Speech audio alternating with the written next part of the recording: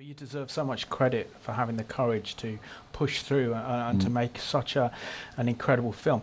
Can you tell us about the film? Can you tell us where it's set, the time frame, and also the remarkable characters that are involved?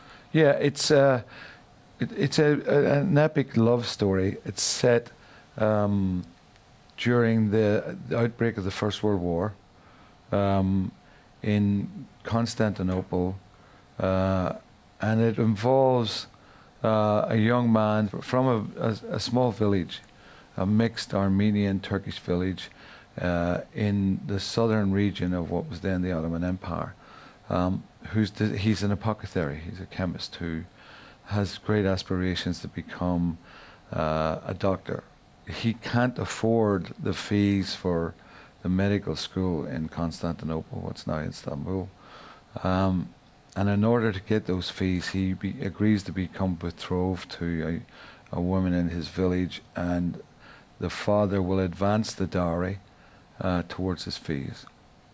He heads for Constantinople, and there he meets a young Armenian woman, the daughter of an extremely successful Armenian violinist who's been living in Paris.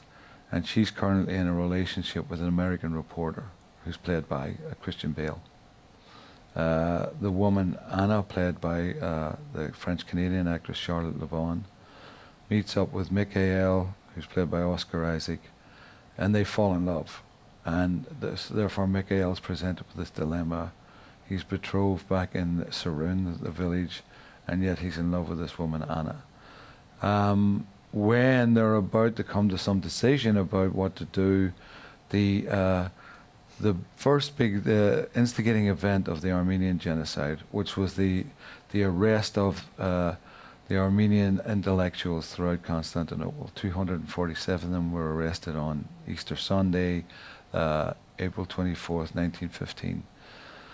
And were some of them executed, some forced into exile. And among those arrested is Mikhail's uncle, and he subsequently is also arrested and shipped to a labor camp. And what happened, one of the main features of the genocide, and one particular plan, was that the bulk of the Armenian male population were conscripted into the army, subsequently disarmed, and many of them used in labor camps and massacred or worked to death.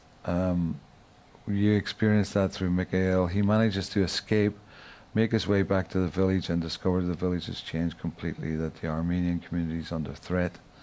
And then a series of events, he re-meets with Anna and Chris, the American reporter, and eventually he and Anna end up trapped on this mountain, Muzadak, with 4,000 other Armenian refugees. So the story is, it's in the genre of those films that David Lean made, and the great old classical love stories, love dramas set against a big political event. And we use the love story in a way to tell the story of the genocide itself.